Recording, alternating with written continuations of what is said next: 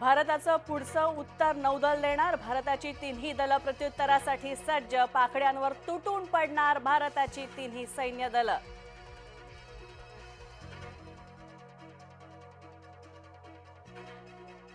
Indian नेव्हीच्या हल्ल्यानंतर कराची पोर्टचं मोठं नुकसान। कराची पोर्टवर एकामागोमाग एक अनेक हल्ले। कराची पोर्टवर भारतानं केले ड्रोनद्वारे मोठे हल्ले।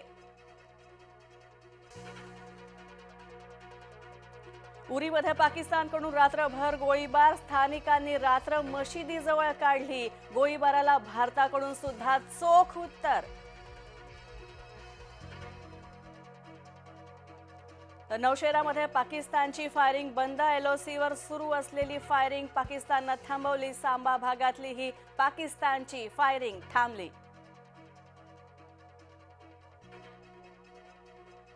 संरक्षण मंत्र्यांची आज सैन्यदल प्रमुखांसोबत महत्त्वाची बैठक। पत्रकार परिषद सुद्धा घेणार। सीडीएस सह तिन्ही सैन्यदल प्रमुख उपस्थित राहणार।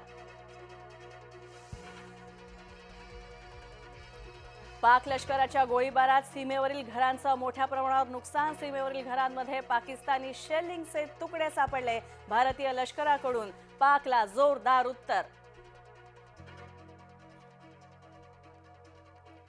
भारताचा पाकिस्तानवर एअर स्ट्राईक। सलाल धरणाचे 3 दरवाजे उघडले। पाकिस्तानमध्ये पूर येण्याची शक्यता। भारताकडून पाकिस्तानी डिफेन्स उद्ध्वस्त। JF-17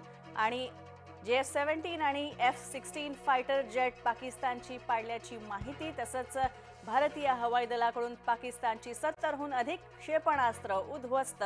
S-400 एअर डिफेन्स सिस्टमने पाकिस्तानचा हवाई हल्ला परतवला।